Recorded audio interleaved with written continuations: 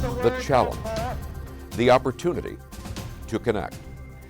The 1960s, a time of imagination and change, a time of anger and fear.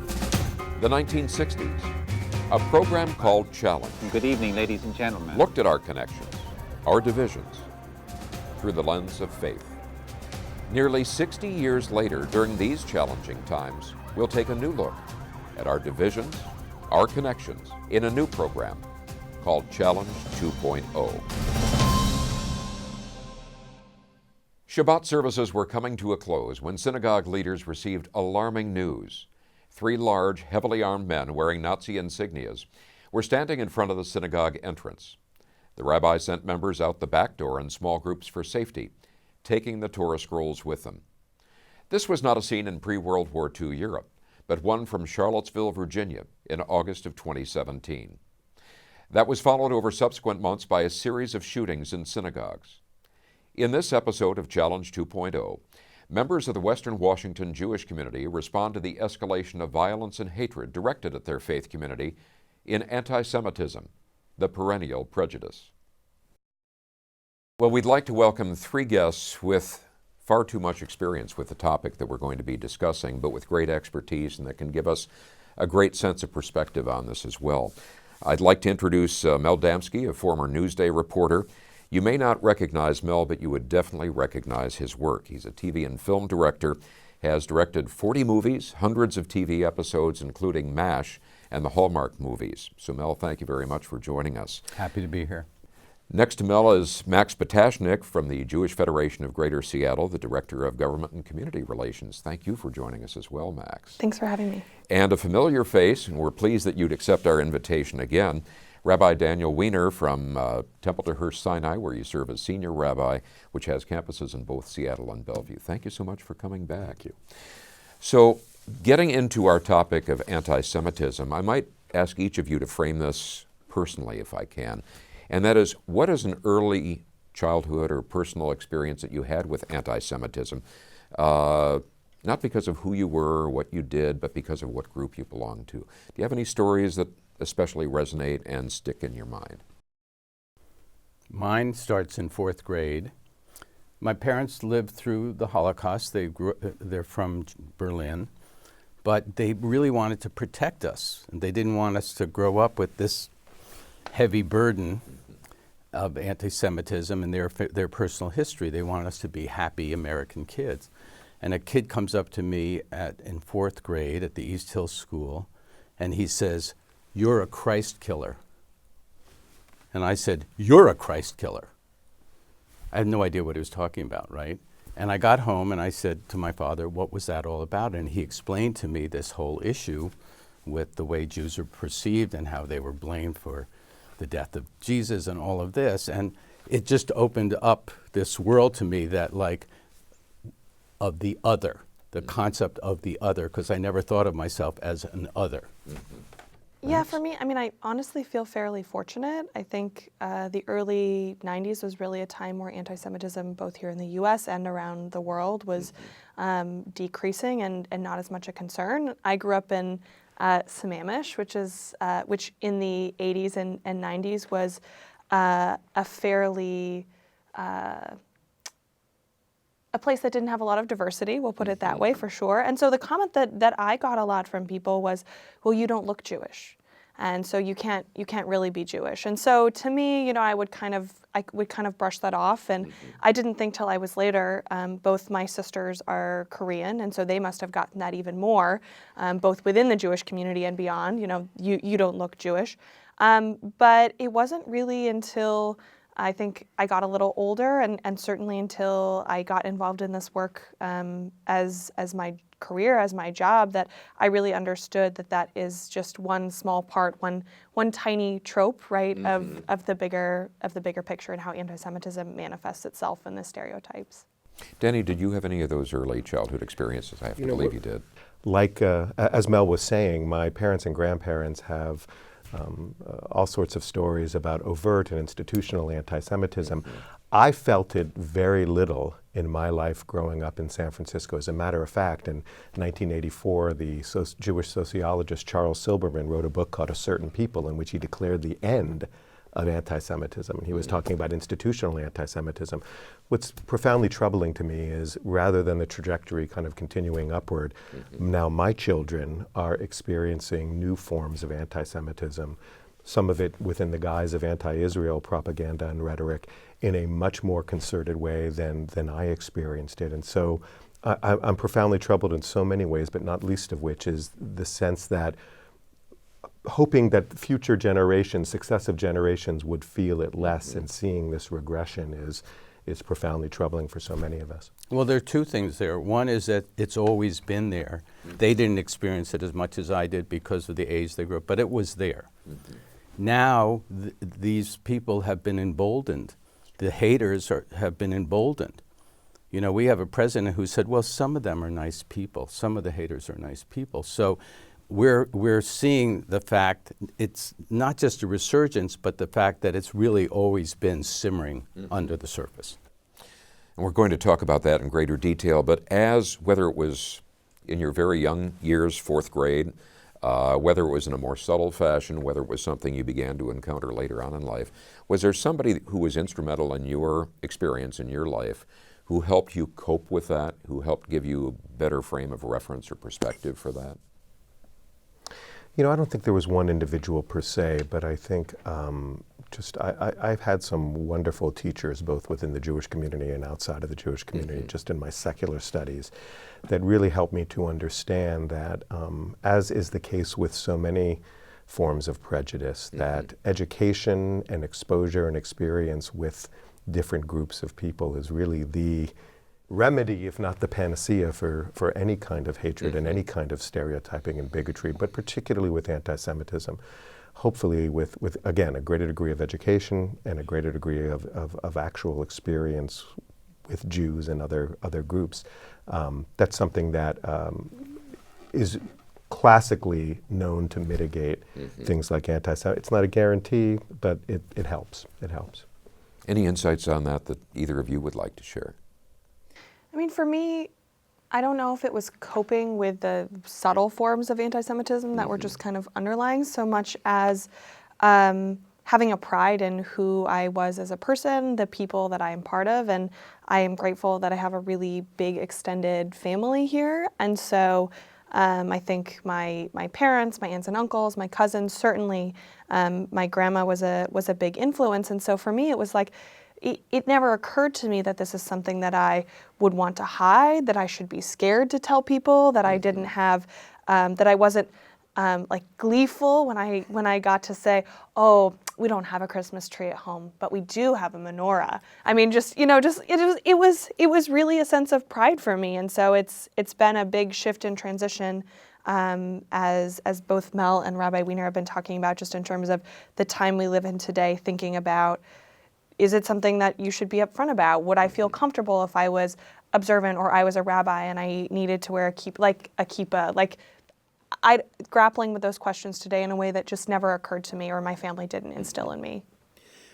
You mentioned wearing the kippah. I understand that in European countries, and I have to believe that's happening in this country as well, many Jews are counseled not to wear anything that identifies them as being Jewish.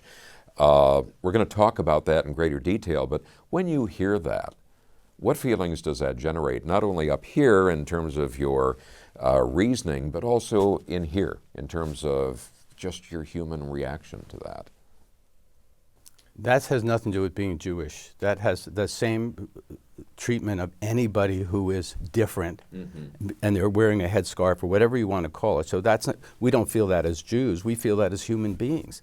We hate to see that kind of behavior, and it's rampant right now. Any other? Yeah, I mean, I would say it's deeply troubling.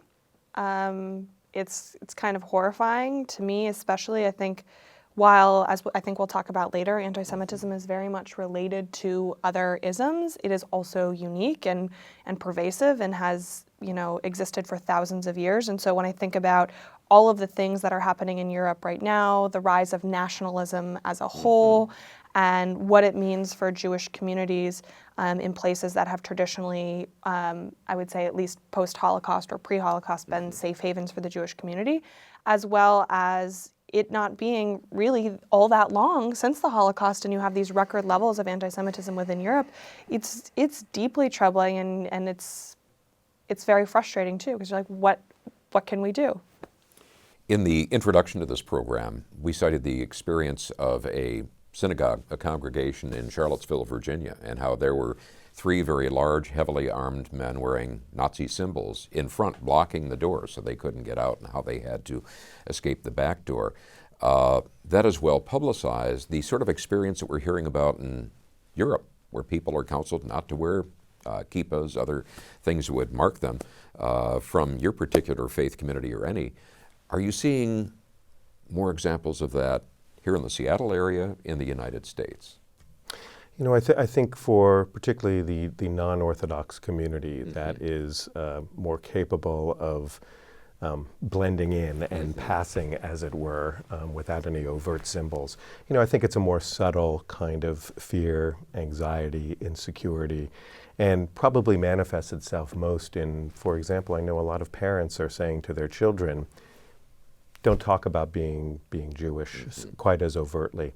And most troublingly, in kind of contradistinction to what I was saying before, on college campuses, I know a lot of parents are telling their children, don't be too overtly pro-Israel or too overtly Jewish, because even in these supposedly these centers of learning and enlightenment, there is a backlash that's a part of the larger kind of thwarting of free speech and the whole kind of political correctness and triggering movement and dynamic that's in play, has really, not surprisingly, borne some problematic situations for Jewish kids on campus. But think of it in a broader context. If it's the color of your skin or the shape of your eyes, then you can't hide it, And so again, we always have to. We're not alone in this, and it's much more challenging for other people because they can't, they have to walk out and be whom they are. Right. And so for us, if you don't want to wear a chain around your neck, I understand it. But it does raise the issue, do they still have Jewish fraternities, Rabbi? I think they still do, right? They do. Wonder if there's pressure on parents are saying to their kids, don't join a Jewish fraternity. I would anecdotally say that doesn't happen always, but that does happen. That people are told not to be quite as overtly Jewish. I mean, some folks say, look, I mean, one of the greatest ways of finding commonality in a sense of insulation from that is to join a Jewish fraternity or be involved in Hillel or other campus Jewish organizations. And so I think there still are folks who are very invested in doing that. But I think one of the key differences I'm seeing in a more subtle way, really over just the last couple years, is a more advice to students on college campuses to be a little less overt about their Jewish identification with some families. We're going to go back to that basic topic, but Max, I remember when you said that in your community, some people said, well, you don't look Jewish. There are some common tropes, is typically the word that's used to be a part of anti-Semitism that describe them. What are some of the most common ones that each of you have encountered, and how do those actually square with reality? Whoever wants to jump in with that. No? Now again, I'm the oldest one here. We are cheap, or we're going to Jew him down. Mm-hmm. So the idea that Jews are cheap, which by the way is not true. We don't mind paying less and getting wholesale. I can speak for myself there. And I think anybody with sense wants to get the best deal they can. Right. But Jews are tremendously charitable people. And they spend, they don't hold back on spending money. So that, to me, that was a very common trope in my childhood. But that's a prime example of kind of the irrationality of anti-Semitism, because Jews are also accused of being masters of the universe and manipulators of the economic system and obsessed with money. And a lot of that's rooted in the medieval tropes and the fact that Jews were not allowed in the medieval times especially to be involved in any sort of vocation other than money lending, because that was important for the society. But that's the irrationality of anti-Semitism, that Jews could, and you see this in Nazi Germany, you see this, you know, kind of throughout Europe today in one way or another, that Jews are both, you know, kind of the scum of the earth, kind of analogous to vermin, this horrible masses of immigrants who are coming and diluting our country, but at the same time they are manipulating the Trilateral Commission and are the protocols of the Elders of Zion and are really running the world and are puppet masters. The fact that Jews can be seen as in diametrically opposed statuses within a society demonstrates, I think, one of the key differences between anti-Semitism and other isms is just the profound irrationality of it and its ability to continue to morph and to transform and to transmute into ways that are relevant and resonant with whatever era it tends to surface. As Mel was saying, it's something that is, you know, always there, latent, dormant at some times, more overt at others. But what makes anti-Semitism, I think, most insidious is that it is able to emerge virally in a way that speaks to the fears and insecurities of the particular time in which it manifests itself. And it's how people use scapegoats. You know, they blame whatever is not happening in their lives, they want to have a scapegoat. They want to have somebody they can blame for the fact that their lives are not being everything it should be. And we've been an easy scapegoat because we are the people of the book. We do tend to be very educated and fairly successful. And so there's some real resentment from some people who feel like, how come they're so successful and I'm not? You talked about in terms of generosity and contributions, and I can think in our own community of examples of that. Max, I think it was you and I, when we were preparing for this program, we talked about that trope, if you will, of being especially successful, and that doesn't necessarily square with the socioeconomic reality. What was that you had recounted to me? Sure. So every 10 years, the Jewish Federation does a demographic study of the Jewish community in the broader Puget Sound, anybody who identifies as Jewish. And, you know, one of, I think, the most common tropes is that Jews are wealthy.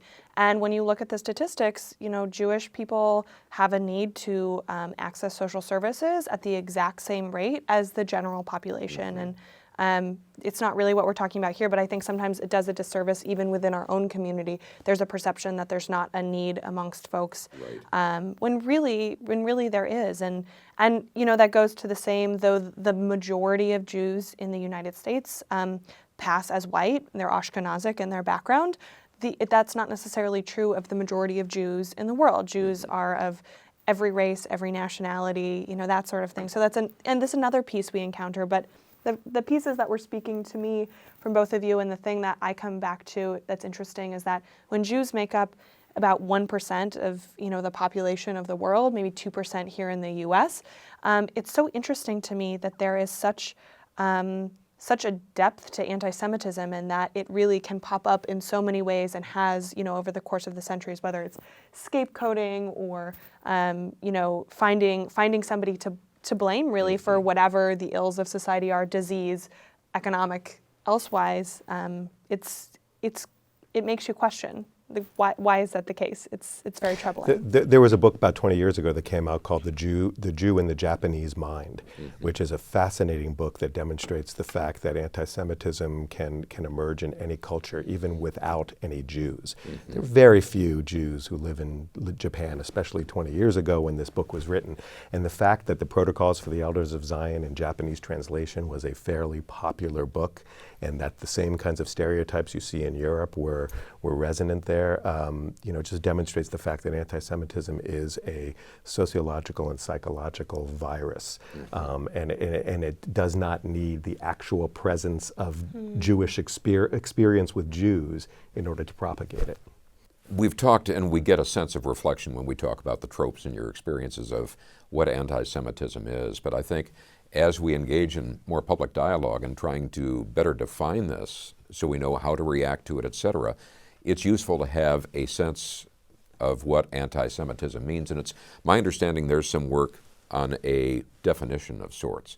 Could you maybe share some aspects of that we haven't already covered? Well, Max has really been instrumental in the most recent effort in the Jewish community to provide a consensual definition, which in and of itself is a challenge within the Jewish community, but something that really is useful beyond, if you want to talk about that. Sure, yeah. So we've been working for about 6 months in the Jewish community, bringing together about 30 professionals from a really diverse group of organizations and congregations to talk about how do we see anti-Semitism, how do we perceive it, how do we feel it, how do we experience it, and come up with a community statement, a statement of the problem of growing anti-Semitism, a definition, as well as some common indicators and the ways we might experience that. And so, there are a number of definitions that I think the vast majority of Jews in the U.S. and across the world might point to. They might point to the Anti-Defamation League's definition. They might point to the working definition from the International Holocaust Remembrance Alliance, which has been adopted by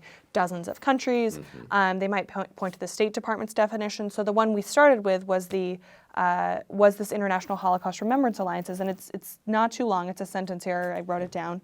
Anti-Semitism is a certain perception of Jews which may be expressed as hatred towards Jews.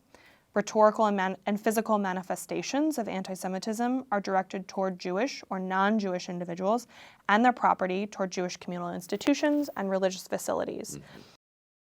And I just think it's important to note that this is the case with any kind of ism or hate crime or hate incident. I had a friend who asked me, what does it mean that anti-Semitism could be directed towards somebody who's not Jewish? And really the idea being, it doesn't matter if you actually are Jewish, if you're perceived as Jewish and you are a victim of stereotype, crime, harassment, assault, whatever that might be, that's still anti-Semitism. We had a murder here in Seattle that was very widely publicized, and in fact it was because the perception, which was not correct. Is anti-Semitism essentially a standalone form of bigotry, or do you tend to find that it's connected with other forms, other isms, if you will? I think particularly these days, it is not surprising that there's been a huge upsurge over the last few years of prejudice and acts of violence and discrimination against immigrants, against Muslims, against people of color, and a surge in anti-Semitism, has been in parallel with that, and that's not surprising because, quite frankly, in any society in which people are scapegoating another people, if Jews aren't 1 or 2 on the list, they're definitely 3, and rising with a bullet, as it were, as they used to say on the American Bandstand. That's just a common thing. When people live in a society where people are scapegoated, where there are threats to democracy, where there is a rise in authoritarianism, efforts may be directed to isolate, alienate, marginalize one group of people, but Jews are always on that list, and that's one of the key reasons why Jews have made strides equal to or perhaps surpassing any other minority group to ensure that the society in which they live in, if possible, is a liberal democratic society, because we know what the perils are of societies that thwart or spurn those values. In a broader context, it's demonizing the other, and that's never a very smart thing to do. And it's just very sad, and it affects obviously people of all different backgrounds and different races and belief systems, and it's such a simplistic way to look at the world, and so not true. And the lesson we have to teach people is that each person brings their own thing into the world with them. And let's not overgeneralize, and let's not demonize people because of the color of their skin or because of where they go to talk to God. And so it's very much tied into that trend, which unfortunately, again, the haters are coming out of the closet. Did this catch you by surprise? I mean, economic times were improving by and large, but yet this has emerged as a powerful force. Did that catch you by surprise? I disagree. What you see? That economic, That's the problem. The gap, the economic gap has gotten greater. And that's one of the factors here. Because we see that those at the top are earning multiples more than what used to be the case. That's right. So if you look at the statistics, the gap is getting greater and greater and greater. So yes, in a broad sense, you could look at the Dow Jones and you know where it is, but how does it really affect people? And people at the bottom of the spectrum, you can understand that they're going to be looking for scapegoats. And they don't they're susceptible to perhaps the easiest explanation or excuse. Right. Which, You know, if you look at Jewish history, this is not, or human history, Jews amongst them, this is not surprising to me, because there are two elements throughout our history as Jews that have continued to create dangerous situations for us. That is, when there are domestic stresses within a society, when there are different groups vying for power or allying themselves two against another. It used to be the aristocracy, the people, the church, the king, the monarchy, whatever. When there is some configuration of those groups in tension and they want to indict one another, oftentimes they would accuse one group or another of being allied with the Jews. That, in combination with external stresses on a society, threats from foreign powers, when you have those two things, that is a classic recipe for a rise in all kinds of hatred, but particularly anti-Semitism, because unfortunately it's called often the oldest hatred, because Jews have been around longer and more consistently than a lot of other identifiable peoples. what we've really sought and what each of you have done so well is to set a foundation, if we would, for understanding anti-Semitism, the conditions that have led to it. In our next episode of Challenge, we're going to delve into a little bit more deeply into some of the specific instances. So you're going to stick around, and I hope you'll rejoin us next week for our next episode of Challenge 2.0. Thank you very much.